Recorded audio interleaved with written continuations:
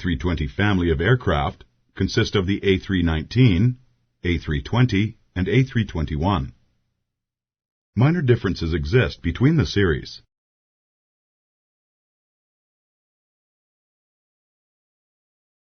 The aircraft requires a flight crew of 2 pilots. The required in-flight staff is determined by your airline and is shown on this frame. This frame shows the series of aircraft and the cabin configuration in your fleet. Actual layout of the cabin and operation of the doors will be described in other modules. Notice the location of service equipment when the aircraft is at the gate. Here we show some operating limitations of the aircraft. Notice the maximum flight altitude and takeoff and landing weight limits. Always refer to your FCOM for up-to-date, detailed information. For the remainder of this module, we'll provide an overview of the aircraft features.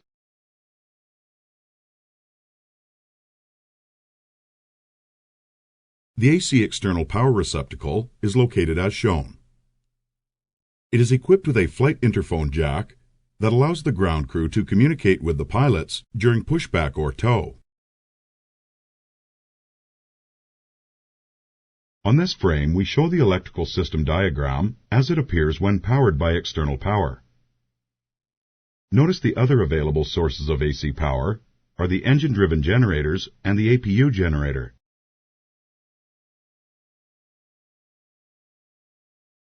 Pitot probes, static ports, and angle of airflow sensors are installed. A total air temperature probe is installed as well. These items provide air data and angle of attack information to the ADARUs. A separate standby pitot probe and static port provide information to the Integrated Standby Instrument System, ISIS. The ADARUs provide air data and inertial reference data to the aircraft systems.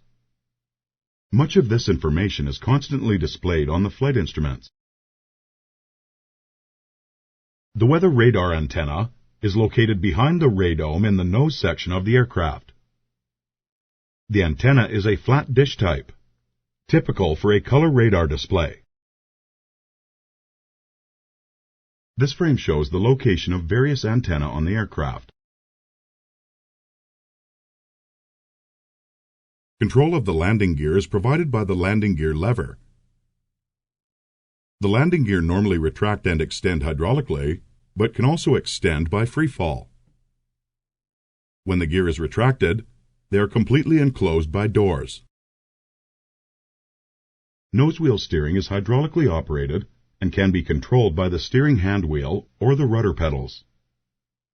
The steering hand wheel provides a maximum steering angle of 75 degrees, while the rudder pedal steering provides a maximum steering angle of 6 degrees. Each of the main landing gear has 2 wheels. The main gear wheels have hydraulically operated brakes with anti-skid protection. Also, an auto brake system is installed and is used both for rejected takeoff and landing. Flight crew oxygen is provided by a gaseous bottle. The oxygen blowout disc is located as shown. If this disc is missing, the crew oxygen bottle requires servicing before flight.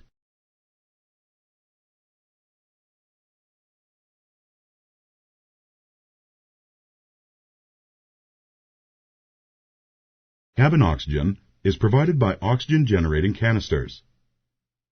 Additionally, the cabin is equipped with portable oxygen bottles, POBs. The aircraft is equipped with a pressurized forward, aft, and bulk cargo compartment. The forward and aft cargo doors are normally operated with hydraulic pressure. Some aircraft cargo compartments may be heated and ventilated. Check your FCOM. The compartments have smoke detection and fire extinguishing systems. 2 air conditioning packs are installed to provide environmental control. On the ground, the packs can receive compressed air from a ground source, the APU, or the engines. During flight operations, the pneumatic air is normally supplied by the engines. The V2500 engine operates at Stage 3 noise levels, allowing the aircraft to meet or exceed the noise requirements that were set for the year 2000. The autothrust system is normally used to set the power in flight. Autothrust is normally engaged after takeoff by moving the thrust levers back to the climb detent.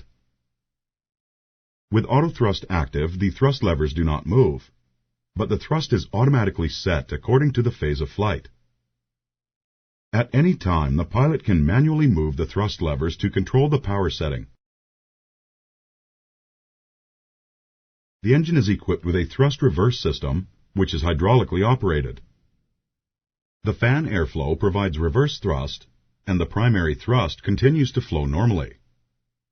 Note: the A320 does not perform power backs.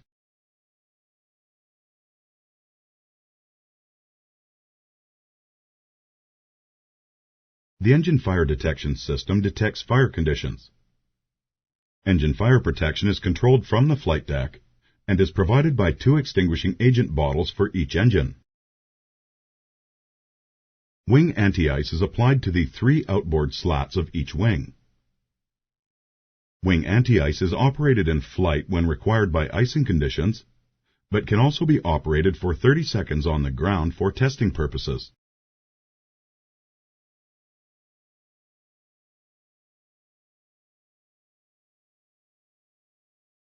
Engine anti-ice is applied to the engine cowl. Engine anti-ice may be operated on the ground or in flight when required by icing conditions.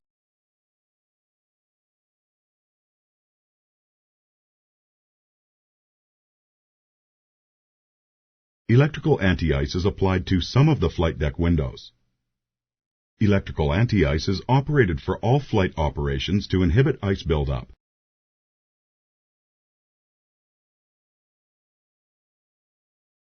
Electrical anti-ice is applied to the air sensing probes. Electrical anti-ice is operated for all flight operations to inhibit ice buildup.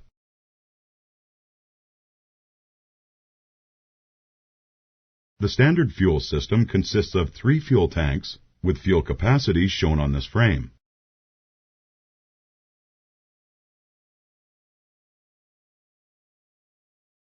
Fuel pressure is normally delivered to the engine's APU by the use of electrically powered boost pumps. Each wing tank directly feeds its own engine. However, either wing tank can feed any engine or the APU by opening the fuel crossfeed valve.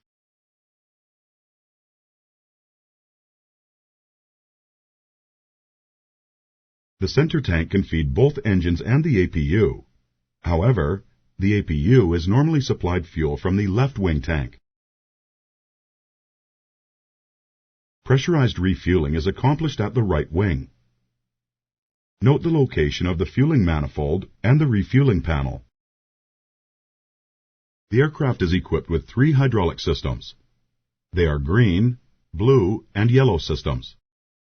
The green and yellow hydraulic systems are normally pressurized by an engine-driven pump. A power transfer unit, PTU, can provide pressure from the green system to the yellow system, or vice versa when necessary. The yellow system also has an electric motor-driven pump, which is normally used during ground operations. The blue system is normally pressurized by an electric motor-driven pump, but can also be pressurized by the ram air turbine, RAT. The blue system can operate an emergency generator to provide electrical power in flight when no other source of AC power is available. All primary flight controls are hydraulically operated. Control is provided by 2 elevator aileron computers, ELACs, 3 spoiler elevator computers, SECs, and 2 flight augmentation computers, FACs.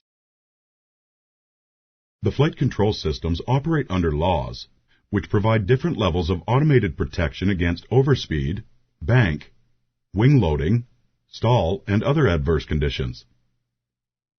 The normal law, alternate law, and direct law operating modes are available and are described in the flight control modules. The ailerons and elevators are normally controlled by the ELACs.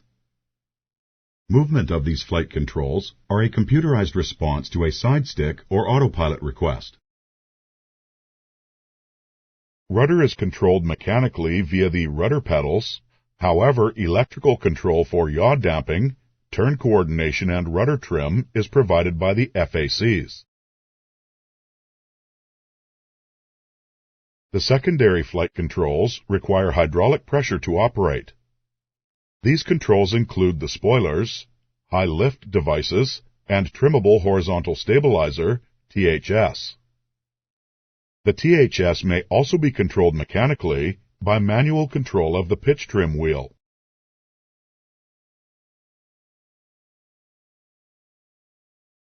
The spoilers are controlled by the SECs, and the SECs also provide a backup control for the elevators. 4 of the spoilers automatically augment the aileron lateral commands. Spoilers 2, 3, and 4 can be extended in flight as speed brakes by use of the speed brake lever. As speed brakes, they destroy lift and induce drag to decelerate the aircraft or increase descent rates. Spoilers 1 to 5 operate as ground spoilers and are normally armed for automatic deployment during a rejected takeoff or during landing. The ground spoilers aid in deceleration during rejected takeoffs and landings. The ground spoilers can only extend when there is weight on the main gear. The trimmable horizontal stabilizer, or THS, is normally controlled by one of 3 electrical motors, which are signaled by the ELACs or SECs. The actual drive operation of the THS is provided by the green or yellow hydraulic system. If green and yellow systems are not available, mechanical control of the THS is lost. The slat flap control computers, SFCCs, provide control for the hydraulically operated slats and flaps. There are 5 slat segments on the leading edge of each wing, and inner and outer flap panels on the trailing edge of each wing. The flap lever on the pedestal has 5 detent positions to control the position of the slats and flaps. This frame displays the normal flap settings for takeoff and landing. The outflow valve provides control over cabin pressurization. The pressurization system operates in either the auto or manual modes. Overpressure relief and negative pressure relief are provided by the safety valves. The APU is located in the tail section of the aircraft and provides electrical power and bleed air. Inlet air for APU combustion enters through an automatic flap on the lower side of the fuselage. APU exhaust is delivered straight out the aft end of the aircraft. With an inoperative engine-driven generator, the aircraft can dispatch with the APU as the second source of electrical power. Certain restrictions apply and are noted in the minimum equipment list. The APU can provide electrical power to the maximum flight altitude. The APU can operate 2 packs up to 15,000 feet, but can only operate 1 pack between 15,000 and 20,000 feet. APU fire protection is provided from one agent bottle. Controls for this bottle are provided on the overhead panel and on the external APU control panel.